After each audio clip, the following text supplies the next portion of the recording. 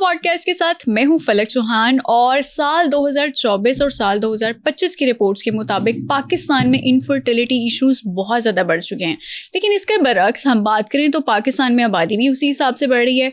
अब infertility issues क्या हैं और इसके अलावा ख़वातीन की बायोलॉजिकल क्लॉक क्या है, आज इन सब बातों पर बात करेंगे। हमारे साथ मौजूद हैं डॉक्टर सोफिया उमैर बाजवा जो कि फर्टिलिटी स्पेशलिस्ट हैं। अस्सलाम वालेकुम डॉक्टर साहिबा, कैसी हैं आप? वालेकुम अस्सलाम, मैं ठीक हूँ, आप ठीक हैं? अल्लाह का शुक्र। डॉक्टर साहिबा, ये ख़वातीन की बायोलॉजिकल क्लॉक का बताएं कि किस उम्र से किस उम्र तक होती है? देखें, प्रेगनेंसी के लिए, बच्चे पैदा करने के लिए एक औरत की उम्र बहुत अहम होती है और एक नॉर्मली एक औरत की बच्चा पैदा करने की सलाहियत 35 साल तक यानी कि 35 ईयर्स तक एक औरत की फर्टिलिटी नॉर्मल रहती है। ठीक है। और उसके बाद ये फर्टिलिटी तेज़ी से डिक्लाइन होती है। तो मेरे हिसाब से as a doctor, as a fertility specialist, एक औरत की फैमिली 35 ईयर्स तक कंप्लीट हो जानी चाहिए। ठीक है। 35 के बाद फर्टिलिटी बहुत तेज़ी से डिक्लाइन करती है। 40 तक ग्राफ बहुत तेज़ी से नीचे जाता है। ठीक है। और 40 से आप कह सकती हैं कि वो वर्टिकली नीचे जाता है। अब आप ये कह रहे हैं कि 35 ईयर तक आप बच्चे कंसीव कर लें, प्रेगनेंसी कर लें, लेकिन आजकल हमने देखा है कि एक और ट्रेंड आया है, लेट 20s में, अर्ली 30s में, मिड 30s में भी शादियां हो रही हैं। तो इस तरह फिर कैसे ख़वातीन कंसीव कर सकती हैं? हाँ जी, ये बात आप बिल्कुल ठीक कह रही हैं। आजकल सोशल रीजंस की वजह से, एजुकेशन की वजह से, करियर की वजह से बहुत सारी ख़वातीन लेट शादी करती हैं। तो उनमें हम लोग जितना उनको इनकरेज, एज अ डॉक्टर जब मेरे पास ये पेशेंट्स आते हैं तो हम पेशेंट्स को इनकरेज करते हैं। ठीक है। और मैं अपने सोशल मीडिया के थ्रू भी इस चीज़ को बहुत ज़्यादा विमेन को एजुकेट करती हूँ कि दे नीड टू रियलाइज कि औरत की बच्चा पैदा करने के लिए उम्र बहुत अहम है। सो हाँ पे आपने मेरे से सवाल किया था आइडियल एज के बारे में। सो आइडियल एज एक बहुत बड़ा प्रॉब्लम है। एक तो पाकिस्तान में ख़वातीन अपनी सही एज नहीं बताती, और दूसरा जब एज हम लोग अपनी, एक मुझे लगता है ह्यूमन नेचर होती है, हम जितनी एज के हो जाते हैं हम उसको एक्नॉलेज नहीं करते। लेकिन सवाल, हाँ, हम उसको ओन नहीं करते। तो एक्नॉलेज करना पड़ेगा। और आपने जिस तरह सवाल किया था मेरे से आइडियल एज का, तो आइडियल एज तो 35 तक ही है। हाँ, मैं मानती हूँ बहुत सारी ख़वातीन लेट 30s में, बल्कि अर्ली 40s में भी बच्चे पैदा करती हैं, but that is not ideal. 35 के बाद एक औरत की फर्टिलिटी कम होनी शुरू हो जाती है। बट हैविंग सेड दैट, बहुत सारे पेशेंट्स बिटवीन 35 और 40 भी बच्चे पैदा करते हैं। ठीक है। अच्छा, आपने ये भी, सॉरी मैं आपको गार्ड कर रही हूँ, लेकिन आपने ये भी देखा होगा कि लड़कियां, ख़वातीन कहना चाहिए, 40s में भी बच्चे पैदा करती हैं। बिल्कुल। अमूमन ये वो ख़वातीन होती हैं जिनके 30s में या 20s में 2-3 बच्चे होते हैं। वो ख़वातीन 40s में बच्चे ज़रूर पैदा कर लेती हैं। लेकिन जिन ख़वातीन के बच्चे ही नहीं है, वो फर्स्ट प्रेगनेंसी अगर IVF के थ्रू या वैसे भी करना चाहें तो उसमें मैं ये तो नहीं कहूँगी कि इम्पॉसिबल है, पॉसिबल है, अप टू 45 भी पॉसिबल है, लेकिन उसके चांसेस मेडिकली बहुत कम होते हैं। और उसके बाद अगर प्रेगनेंसी हो तो उसमें हमल ज़ाया होने के, मिसकैरेज के चांसेस ज़्यादा होते हैं, और बच्चों में एबनॉर्मेलिटी आने के चांसेस ज़्यादा होते हैं आफ्टर 40। अच्छा, अगर हम स्पेसिफिक एज या चलें एवरेज एज की बात कर लेते हैं 30 या 32 में, तो इनफर्टिलिटी की वजूहात क्या हैं दोनों मियाँ बीवी में? देखिए, इनफर्टिलिटी में 3 मेजर वजूहात होती हैं। 1/3 अगर मेरे पास 10 कपल्स आते हैं जिनको प्रेगनेंसी नहीं हो रही, उनमें से 3 से 4 कपल्स वो होते हैं जिनमें फीमेल के मसाइल होते हैं, यानी कि वाइफ के कुछ मेडिकल इश्यूज होते हैं, PCOS, एंडोमेट्रियोसिस या कोई भी इश्यूज हो सकते हैं। उसके बाद 3-4 ही कपल्स ऐसे होते हैं जिसमें हस्बैंड का मसला होता है। मैं इस बात के बारे में बहुत बात करती हूँ और इस बात में मैं बहुत अवेयरनेस क्रिएट करने की कोशिश करती हूँ कि आजकल मेल फैक्टर इनफर्टिलिटी बहुत बहुत ज़्यादा कॉमन है। और देखें, अगर 10 में से मैंने आपको बताया कि 3-4 कपल्स में वाइफ का मसाइल होंगे तो 3-4 में हस्बैंड के मसाइल होंगे। यानी कि जितने वाइफ के मसाइल हैं उतना ही इंसिडेंस हस्बैंड के मसाइल का भी है। और तकरीबन 2 या 3 कपल्स ऐसे होंगे जो अनएक्सप्लेन्ड होंगे, जिसमें हस्बैंड और वाइफ का कोई मसला नहीं होगा। सो ये अनएक्सप्लेन्ड इनफर्टिलिटी के कपल्स होते हैं। कंसीव नहीं कर पाएंगे, वो नेचुरली कंसीव कई दफ़ा कर जाते हैं, कई दफ़ा वो 10 साल बाद, 15 साल बाद नेचुरली कंसीव कर जाते हैं। लेकिन यहाँ पे जो हमने पहले बात की कि औरत की वक्त और उम्र अहम होती है, इससे पहले कि वक्त और उम्र गुजर जाए आपको चाहिए कि आप असिस्टेंस ले लें, चाहे आप अनएक्सप्लेन्ड इनफर्टिलिटी का कपल हैं। डॉक्टर साहिबा, अगर जिस लड़का और लड़की की शादी होती है तो शादी के कितने टाइम के बाद गायनेकोलॉजिस्ट या फर्टिलिटी स्पेशलिस्ट के पास चले जाना चाहिए जिसमें आपको लग रहा है कि अच्छा कोई कॉम्प्लिकेशंस हैं या आप कंसीव नहीं कर रहे? क्योंकि हमने देखा है हमारे सोसाइटी में ना 6 महीने तक वो पूछते हैं कि कोई गुड न्यूज़ है या नहीं है, और 6 महीने बाद ही डॉक्टर के पास ले जाते हैं।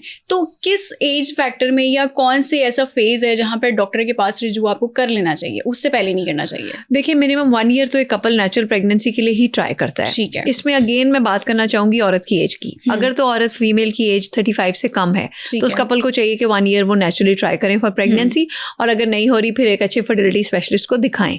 लेकिन अगर एक औरत की उम्र 35 से ज्यादा है तो फिर उस कपल को चाहिए कि 6 मंथ्स ट्राई करें, और अगर नहीं हो रही तो फिर एक अच्छे फर्टिलिटी स्पेशलिस्ट को दिखाएं। मैं यहाँ पे ये भी चाहूंगी कि आप लोगों को बताएं, क्योंकि लोग हमेशा गायनेकोलॉजिस्ट के पास जाते हैं। यहाँ पर चेकअप के लिए गायनेकोलॉजिस्ट के पास जाना चाहिए या फिर फर्टिलिटी स्पेशलिस्ट के पास जाना चाहिए कंसीव करने के लिए? देखिए, बहुत सारे लोग ना फर्टिलिटी स्पेशलिस्ट के पास इसलिए नहीं जाना चाहते क्योंकि उनको लगता है कि फर्टिलिटी स्पेशलिस्ट हमें सिर्फ IVF बताएंगे। बिल्कुल। लेकिन ऐसा नहीं होता।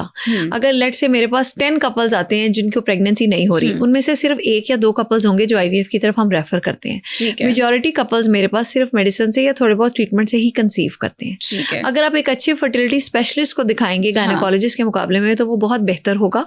लेकिन जाहिर है असल में पाकिस्तान में ना चेक एंड बैलेंस का थोड़ा प्रॉब्लम भी होता है, और दूसरा ये भी है कि लेकिन हर डॉक्टर की एक रेपुटेशन होती है, टैबू भी किसी हद तक बन जाता है पाकिस्तान में। हमारे यहाँ ये भी एक रिवाज है कि फर्टिलिटी स्पेशलिस्ट के पास जाएंगे तो वाकई IVF कर देंगे। इसके अलावा इसलिए जरूरी नहीं है। बहुत कम कपल्स होते हैं जो IVF से कंसीव करते हैं। मेजॉरिटी कपल्स IVF के बगैर ही प्रेग्नेंट होते हैं। तो सक्सेस रेट क्या है फिर IVF का, अगर हम पाकिस्तान में बात करें? देखिए, IVF का सक्सेस रेट तो वर्ल्ड वाइड अगर आप देखें तो वो औरत की एज के हिसाब से ही हम बताते हैं। ठीक है। जैसा मेरी आदत है, हम लोग 35 से कम वाले जो पेशेंट्स होते हैं ना, उनमें से हम लोग 10 में से 6 to 7 कंसीव कर जाते हैं एक IVF साइकिल में। सो 60-70% तक सक्सेस रेट होता है एक औरत का जिसकी एज 35 से कम है।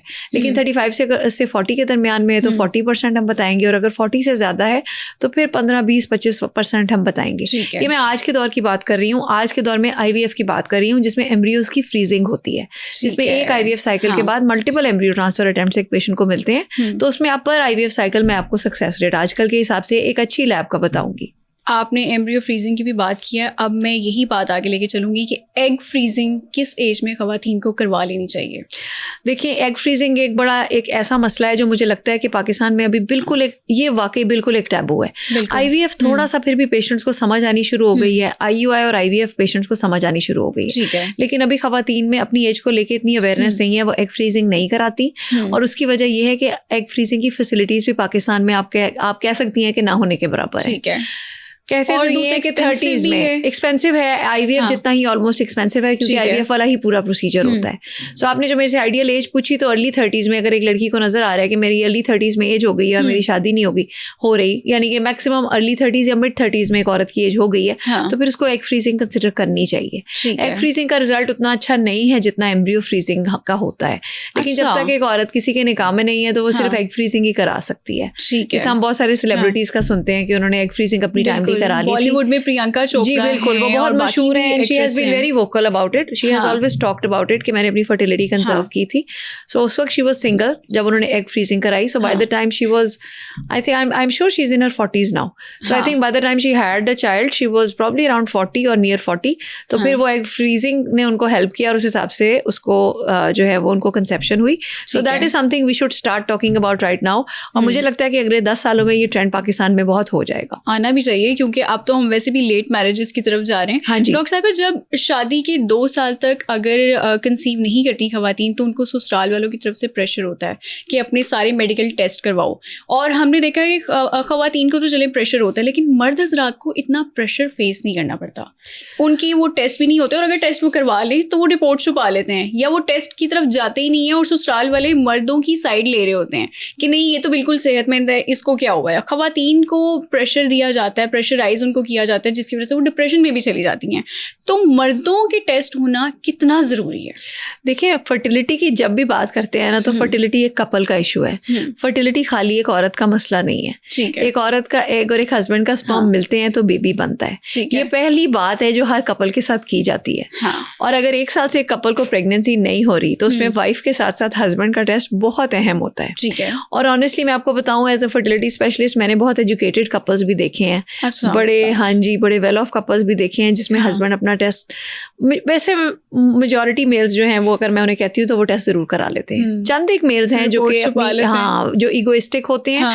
और देखिए, बज़ाहिर एक आदमी को देख के या उसकी सेक्सुअल एबिलिटी के हिसाब से नहीं बताया जा सकता कि एक आदमी ठीक है कि नहीं जब तक उसका सीमन टेस्ट नहीं होगा। सो आजकल के दौर में मुझे लगता है मेजॉरिटी लोगों को आई वुड से कि ये अवेयरनेस है कि हस्बैंड का टेस्ट अहम होता है, और चंद एक लोगों को नहीं होती और उनको हम समझाते हैं। और आई वुड से मेजॉरिटी पेशेंट्स करवा लेते हैं। आप बीइंग अ फर्टिलिटी स्पेशलिस्ट क्या देखती हैं कि आज के दौर की, लाइक अगर हम 5 साल की चलें बात कर लेते हैं, तो ख़वातीन में इनफर्टिलिटी ज़्यादा है या फिर मर्दों में इनफर्टिलिटी ज़्यादा है, और इसकी वजूहात क्या हैं सबसे ज़्यादा?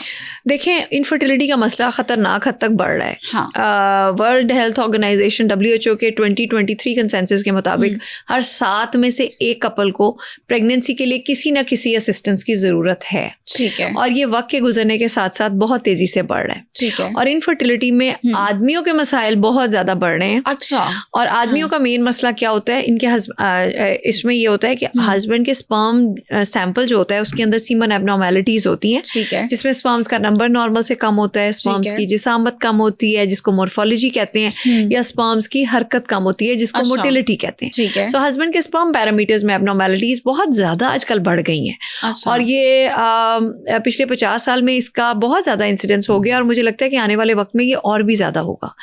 आजकल के दौर में जितने फीमेल के मसाइल हैं उतने ही आप कह सकती हैं मेल के मसाइल हैं। ये तो आपने ये दोनों अलार्मिंग सिचुएशन बता दी है कि आने वाले 50 साल में मर्द हजरात में इनफर्टिलिटी रेट बहुत ज़्यादा बढ़ जाएगा। हाँ जी, एग्जैक्टली, बिल्कुल यही प्रोजेक्शन है। बहुत सारे लोग जो इनफर्टिलिटी पे रिसर्च करते हैं उनकी ये बहुत प्रोजेक्शन है। ठीक है। कि आने वाली 1-2 सदियों में आदमियों की फर्टिलिटी और ज़्यादा कम होती जाएगी। क्या वजूहात है मर्द हजरात ये इनफर्टिलिटी वाली साइड पे क्यों जा रहे हैं? डाइटरी हैबिट्स हैं, लाइफस्टाइल है, या क्या वजह है इसकी? देखें, किसी हद तक ये सब कुछ है। एग्जैक्ट वजह बतानी तो इसकी मुश्किल है, लेकिन नॉर्मली जब हम लोग बात करते हैं इसमें हमारा आजकल का लाइफस्टाइल है, हमारी आप कह सकते हैं आर्टिफिशियल हमारी डाइट्स हैं, उसके अलावा हमारा गलत स्लीपिंग पैटर्न है, फिजिकल एक्टिविटी हमारी बिल्कुल नहीं है, स्क्रीन का यूजेज हमारा बहुत ज़्यादा है, स्मोकिंग है, ड्रग इनटेक आजकल लोगों में बहुत ज़्यादा है। उसके अलावा हमारी एनवायरनमेंट में बहुत सारे पोल्यूटेंट्स हैं, हमारी डाइट में आर्टिफिशियल प्रिजर्वेटिव्स हैं,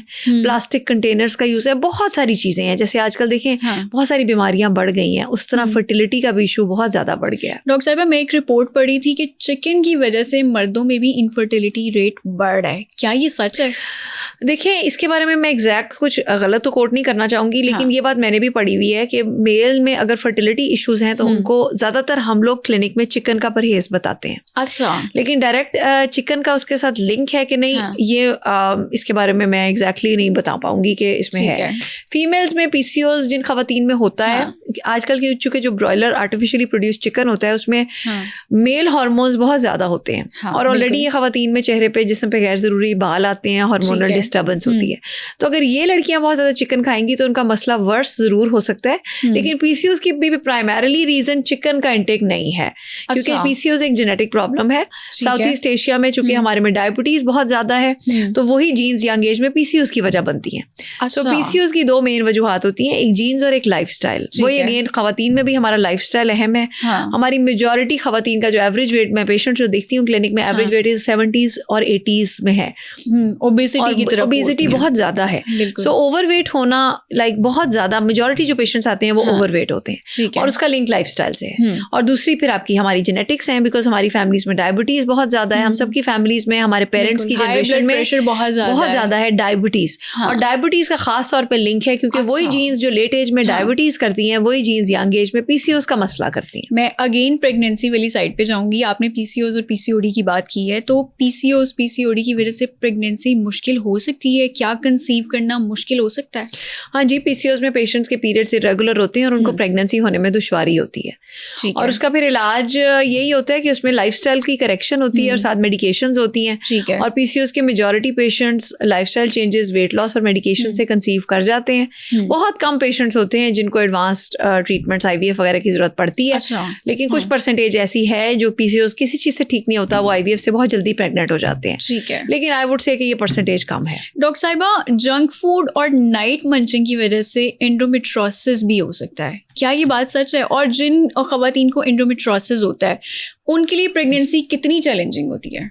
देखें, जहाँ तक मैं इस बारे में बात करूँगी, मैं ये कहना चाहूँगी कि जो लेट नाइट मंचिंग वगैरह ना, उससे वेट गेन का लिंक है, वो PCOS को वर्सन करेगा, उसका एंडोमेट्रियोसिस से कोई लिंक नहीं है। सो एंडोमेट्रियोसिस एक बहुत अहम, फर्टिलिटी में फीमेल में खवातीन में प्रेगनेंसी ना होने की नंबर 1 पे वजह PCOS है और नंबर 2 पे एंडोमेट्रियोसिस है। सो एंडोमेट्रियोसिस एक बहुत अहम मसला है जिसमें फीमेल्स में ओवरीज में चॉकलेट वाली सिस्ट्स बन जाती हैं। ठीक है। और ये ये एक ऐसा पेशेंट होता है एंडोमेट्रियोसिस वाला, मुझे लगता है जो हमारे माशरे में बहुत ही गलत ट्रीट होता है। जहाँ पे हमने बात की थी कि गायनेकोलॉजिस्ट को ना दिखाएं, फर्टिलिटी स्पेशलिस्ट को दिखाएं, वहाँ पे एंडोमेट्रियोसिस बीमारी नंबर 1 पे आती है। क्योंकि एंडोमेट्रियोसिस मैं देखती हूँ बहुत सारे डॉक्टर्स का मिसमैनेज किया हुआ, खासतौर पर पेरीफ्री से पेशेंट्स आते हैं सर्जन से सर्जरी करा के, जो जनरल सर्जरी के डॉक्टर होते हैं। सो मैं ये इस बारे में अगेन खवातीन को बहुत एजुकेट करती हूँ कि एंडोमेट्रियोसिस एक ऐसा प्रॉब्लम है कि खुदारा किसी आम डॉक्टर से आप उसकी सर्जरी ना कराएं, क्योंकि खाली एक ही सर्जरी काफी होगी आपकी फर्टिलिटी को खत्म कर देने के लिए। अच्छा। सो एंडोमेट्रियोसिस की अगर आप लेटेस्ट गाइडलाइंस देखें इनफर्टिलिटी की जो सबसे बड़ी ऑर्गेनाइजेशन है वो यूरोपियन है, वो एशरे कहलाती है। और उसकी अगर आप एंडोमेट्रियोसिस की गाइडलाइंस देखें, लेटेस्ट रिसर्च देखें, तो एंडोमेट्रियोसिस एक ऐसा मसला है जिसमें अगर माइल्ड एंडोमेट्रियोसिस के अलावा थोड़ा सा भी ज्यादा एंडोमेट्रियोसिस है तो इन खवातीन को प्रेगनेंसी के लिए आईवीएफ की जरूरत होती है। अच्छा। इन लोगों को अगर चॉकलेट सिस्ट भी है तो इनको सर्जरी मेजॉरिटी केसेस में नहीं करानी चाहिए, इनको आईवीएफ करानी चाहिए, ये लेटेस्ट रिसर्च कहती है। ठीक है। और ये पेशेंट्स बहुत गलत हाथों में ट्रीट होते हैं। जनरल गायनेकोलॉजिस्ट और सर्जन, जनरल सर्जन जो मेल डॉक्टर्स हैं उनसे सर्जरी कराते हैं और वो लोग फर्टिलिटी की अहमियत को नहीं समझते। अगर एक ओवरी में एक चॉकलेट सिस्ट बनी हुई है तो वो बस एक ओवरी, उस ओवरी को ही निकाल देते हैं। एक औरत की आधी फर्टिलिटी लूज हो जाती है। ठीक है। सो एक फर्टिलिटी स्पेशलिस्ट एक औरत की ओवरीज की, उर्दू में कहा जाए तो अंडेदानियों की अहमियत को समझता है कि ओवरीज होंगी तो एक फीमेल का ट्रीटमेंट हो पाएगा। ठीक है। हमारे यहाँ अक्सर खवातीन कहते हैं कि एंडोमेट्रियोसिस तो उनको शादी के बाद हुआ या शादी के बाद पता चला, जब वो बहुत ज्यादा वर्स्ट हो गया। उसकी सच्चाई है कि वो शादी के बाद पता चला, पहले से था। लेकिन मैं ये ब्लेम फीमेल पे नहीं करूँगी। एंडोमेट्रियोसिस बहुत दफ़ा बिल्कुल एसिम्प्टोमेटिक होता है, यानी कि उसमें पेशेंट्स में कभी कभार कोई सिम्टम्स नहीं होते। ठीक है। और सिर्फ आप एक अल्ट्रासाउंड करवाते हैं जो कि शादी के बाद आप करवाते हैं, जब प्रेगनेंसी नहीं हो रही होती तो उसमें पिक होता है।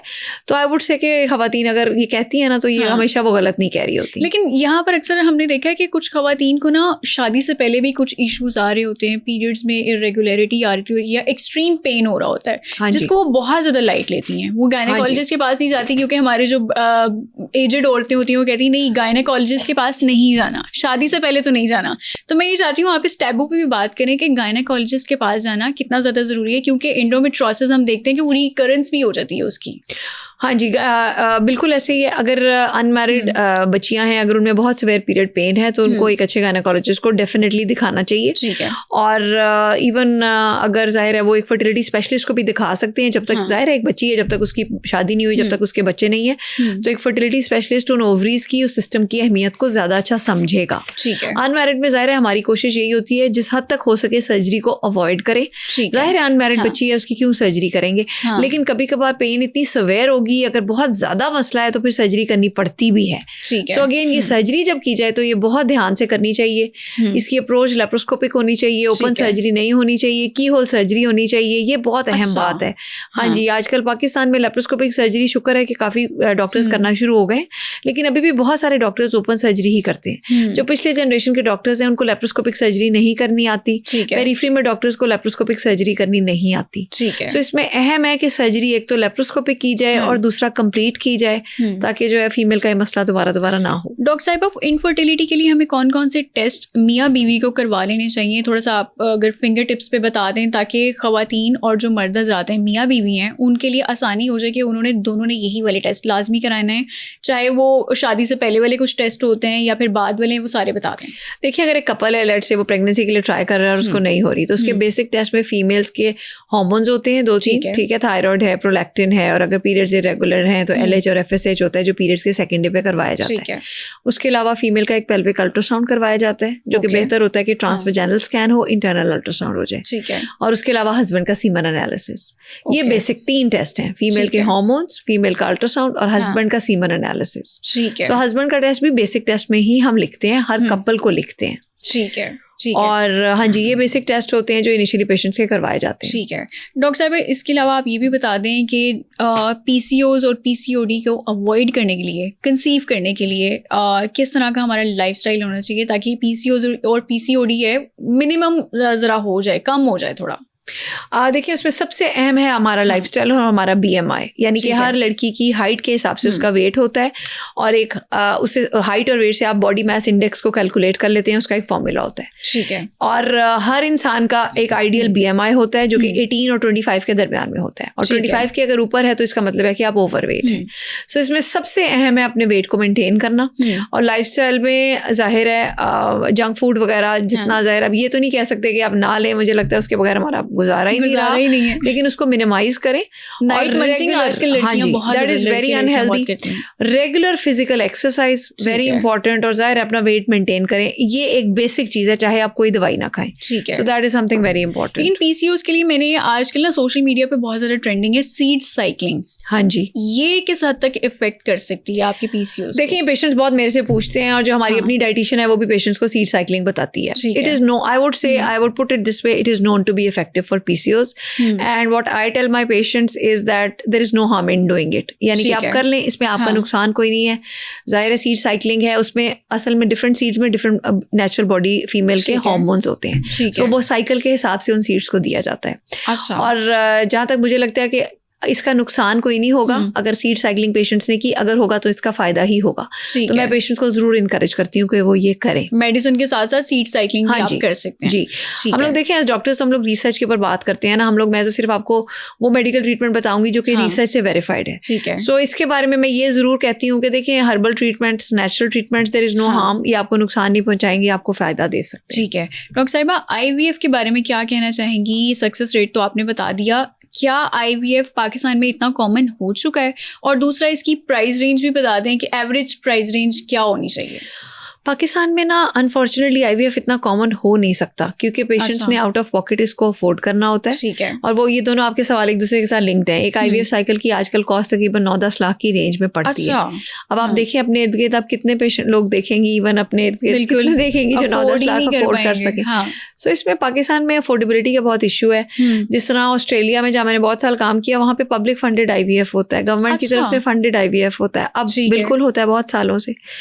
यूके के हालात बहुत ख़राब है, उधर पेशेंट्स की बहुत लंबी 5-5 साल की वेटिंग है। अमेरिका में फंडेड नहीं होता, it is very very expensive. ठीक है, लेकिन पाकिस्तान में अगेन पब्लिक फंडिंग चूंकि नहीं है, गवर्नमेंट फंडिंग नहीं है, तो आउट ऑफ पॉकेट अफोर्ड करना बहुत मुश्किल है। ठीक है, मैं इसको इस तरह कहना चाहूँगी कि बहुत ज़्यादा लोगों को प्रेगनेंसी के लिए आजकल IVF की ज़रूरत है, क्योंकि फर्टिलिटी का मसला आज के दौर में बहुत ज़्यादा हो गया है, और बहुत सारे पेशेंट्स कॉस्ट की वजह से इस इलाज को नहीं करा पाते हैं। ठीक है, IVF की तो चलिए बात कर ली, आजकल स्टेम सेल हम सोशल मीडिया पे बहुत देख रहे हैं। आपको क्या लगता है कि स्टेम सेल मुस्तकबिल में इनफर्टिलिटी को कम कर सकेगा या ख़त्म कर सकेगा? देखिए आज के दौर में अभी स्टेम सेल के ऊपर रिसर्च जारी है, और ये अगर आप फर्टिलिटी की कॉन्फ्रेंसेज में, मैं जैसा बहुत एक्टिवली फर्टिलिटी की कॉन्फ्रेंसेज में पार्टिसिपेट भी करती हूँ, खुद भी रिसर्च करती हूँ और लेटेस्ट रिसर्च बहुत पढ़ती हूँ। ठीक है, अभी जो 2025 में भी यूरोपियन कॉन्फ्रेंस एशरे पेरिस में हुई थी, और उसके अंदर भी उन्होंने माइस के ऊपर रिसर्च प्रेजेंट की थी कि माइस के अंदर उन्होंने फीमेल माइस में स्टेम सेल्स इंजेक्ट करके उसका इफेक्ट भी देखा। ठीक है, और वो एशरे की ही गाइडलाइन बड़ी क्लियर कट कहती है कि टिल डेट स्टेम सेल्स का फर्टिलिटी को एनहांस करने के लिए रोल प्रूवन नहीं है। अच्छा, और इसके ऊपर अभी रिसर्च बहुत तेजी से हो रही है। हाँ, मैं ये जरूर कह सकती हूँ कि हो सकता है कि आज से कुछ बहुत सालों बाद 15-20-25 साल 50 साल लग जाएं, आई डोंट नो, कि कोई ऐसी चीज़ आ जाए कि जो कि फीमेल की ओवरीज में एग्स बनाने की सलाहियत कर दे, या वो आदमी जिनके स्पर्म्स बनते ही नहीं हैं उनकी टेस्टीज में स्पर्म्स बनना शुरू हो जाए। लेकिन ये कहना अभी कबल वक्त होगा। आज की डेट में स्टेम सेल्स का कोई प्रूवन रोल नहीं है। इसका मतलब ये कि पाकिस्तान में जो भी स्टेम सेल थेरेपी कर रहे हैं वो सब जाली हैं या उनको नहीं करनी चाहिए? हाँ जी, मुझे I really hope and wish के ऊपर उनके ऊपर कोई चेक एंड बैलेंस हो। ठीक है, कोई जाके उनको चेक करे, और अगर जो क्लेम किया जाता है कि ये बच्चा स्टेम सेल से पैदा हुआ है, उनके पेरेंट्स के थ्रू उस बच्चे का जेनेटिक टेस्ट करवाया जाए कि क्या ये बच्चा उन्हीं पेरेंट्स को बिलोंग करता है कि नहीं करता। ठीक है, हाँ जी। डॉक्टर साहिबा, एक सबसे अहम मसला पाकिस्तान का कि जब डिलीवरी के पूरे 8-9 महीने डॉक्टर्स कहते हैं कि नॉर्मल डिलीवरी है, लेकिन जब लास्ट मोमेंट आता है या लास्ट डे आता है डिलीवरी का, तो उसके बाद डॉक्टर्स ये कह देते हैं कि अब ये सी सेक्शन ही होगा। और हमने देखा कि पाकिस्तान में सी सेक्शन बहुत ज़्यादा हो रहे हैं, नॉर्मल डिलीवरीज अब नहीं होती। जबकि अगर हम बैरून मुल्क की बात करें, पाकिस्तान के बाहर जितने भी कंट्रीज़ हैं, तरक्की याफ्ता ममालिक भी हैं, उन पे तो इंक्वायरी लग जाती है कि वो सी सेक्शन अगर करेंगे तो क्या वजूहात बनी है, सारी इंक्वायरी होगी। पाकिस्तान में ऐसा क्यों है? मैं आपको बताती हूँ इसकी देखें एक बहुत इंपॉर्टेंट वजह है, और मैं आपको इसलिए बता सकती हूँ क्योंकि मैंने खुद ऑस्ट्रेलिया में बहुत साल काम किया है। देखिए जो डेवलप्ड कंट्रीज है ना, जिसमें ऑस्ट्रेलिया आता है, यूके आता है, उन कंट्रीज में पब्लिक सेक्टर बहुत स्ट्रांग है। गवर्नमेंट हॉस्पिटल्स में फैसिलिटीज बहुत अच्छी हैं। मैंने अपना सिजेरियन भी वहाँ पे पब्लिक हॉस्पिटल में करवाया था, जहाँ पे मैं खुद भी काम करती थी। सो उन मुल्कों में पब्लिक हॉस्पिटल्स इतने अच्छे हैं कि मेजॉरिटी पॉपुलेशन पब्लिक हॉस्पिटल यानी कि गवर्नमेंट हॉस्पिटल में जाती है। गवर्नमेंट हॉस्पिटल में एक पूरी शिफ्ट में वर्कर्स होते हैं, शिफ्ट के साथ साथ डॉक्टर्स और नर्सेज चेंज होती हैं, और राउंड द क्लॉक हर वक्त स्टाफ अवेलेबल होता है। अगर आप गवर्नमेंट हॉस्पिटल में जाएंगे, इवन पाकिस्तान में भी round the clock doctors available होते हैं। अगर आप गवर्नमेंट हॉस्पिटल में इवन पाकिस्तान में जाएंगे तो आपकी नॉर्मल डिलीवरी के चांसेस बहुत अच्छे हैं। अच्छा, नॉर्मल डिलीवरी के लिए क्या चाहिए? 24 आवर्स स्टाफ की प्रेजेंस चाहिए, और उनके अंदर एक एनर्जी और एक एफर्ट होना चाहिए कि वो नॉर्मल के लिए पेशेंट को इनकरेज कर पाएंगे। मसला पाकिस्तान में ये है कि पाकिस्तान में गवर्नमेंट हॉस्पिटल्स की फैसिलिटीज बहुत साफ सुथरी नहीं है, और जो पेशेंट थोड़ा सा भी अफोर्ड कर सकता है वो गवर्नमेंट हॉस्पिटल अवॉइड करके प्राइवेट हॉस्पिटल में जाता है। जब आप प्राइवेट सेक्टर में एक डॉक्टर को दिखाते हैं तो वो कंसल्टेंट, उसकी एक रूटीन क्या होगी, एक बिजी डॉक्टर की क्या रूटीन होती है? आधा दिन वो ज़्यादा चांसेस है गवर्नमेंट में काम करता होगा, उसके बाद उसने क्लिनिक भी करना है, उसके अलावा उसने प्लांट सर्जरी भी करनी है, और उसके अलावा रात में अगर उसका कोई मरीज लेबर में आ गया तो उसने वो भी देखना है। और आजकल ऑनलाइन कंसल्टेशन भी बहुत ज़्यादा है। हाँ जी, और साथ ऑनलाइन कंसल्टेशन भी करनी है। ठीक है, अब उस डॉक्टर को अगर रात में अगर लेबर में एक पेशेंट आ गया तो वो पूरा रात लेबर में उसके साथ बैठे और सुबह जाके गवर्नमेंट भी करे, दोपहर को क्लिनिक भी करे, शाम को थिएटर भी करे, इसके ह्यूमनली चांसेस कम है।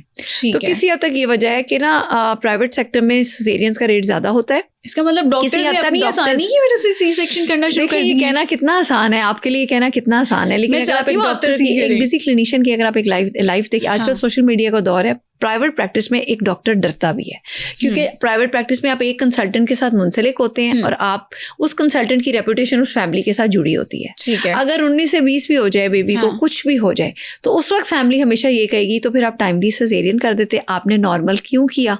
उस वक्त वो ये भूल जाएंगे कि हाँ जी हमने बहुत चाहा था कि नॉर्मल होना चाहिए।